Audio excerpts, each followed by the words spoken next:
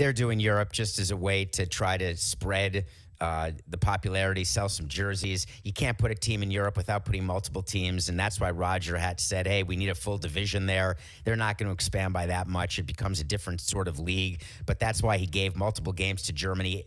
MLB did this all the time. We would just pick a market, get a promoter, and pretend that we were interested, but we were doing it just to try to balance the international budget and to assuage owners that we were trying to grow the game globally, because that's sort of the key word you say in these meetings as a way to increase distributions to each team with increased international revenue.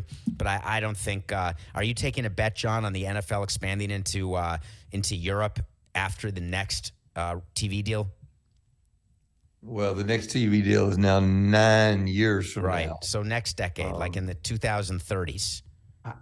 I've always been a skeptic of there being much way to take most American sports international. All right. I mean, baseball, again, you got some natural places, Taiwan and Japan and Latin America, but I just don't believe Europe is so soccer mad that there just is no place. I went to London for the Packer game, the Packer-Giants game this year, John, and I was like the guy in the street with the microphone. I spoke to scores of people, local people, and the overwhelming majority, anecdotally, because I didn't keep count and Ernst & Young wasn't with me, were not aware. Like, yeah, there's an NFL game. I don't really know who's playing, and I don't remember when it is, but I do see a lot of Americans around right now, so this must be that NFL weekend. And then when you go to the game, the overwhelming majority of fans have traveled. And so if you're going to put teams there, you have to do the math that you're going to assume that people are going to travel for those games, but they travel to see their teams they love from the States.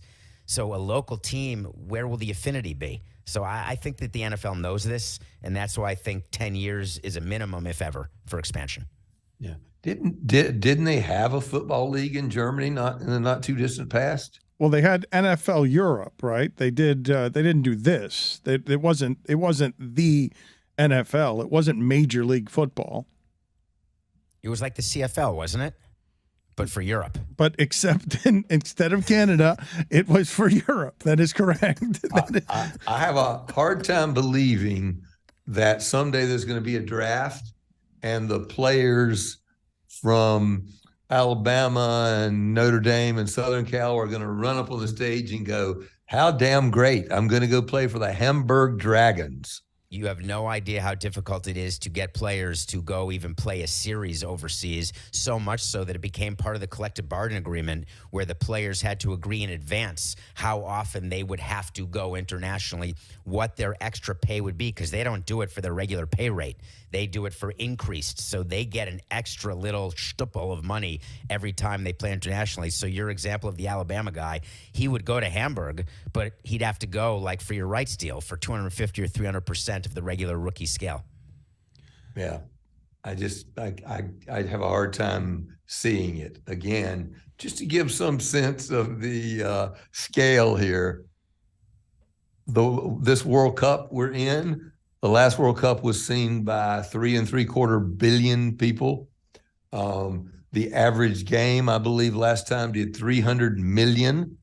There's 64 games. So every one of those games, and I'm maybe slightly wrong because I'm using an average, but basically the average game does dramatically more viewers around the world than the Super Bowl does. You mean like a Saudi Arabia-Mexico game is bigger than the NFL Super Bowl? Shocking. That game could well do more than the Super Bowl.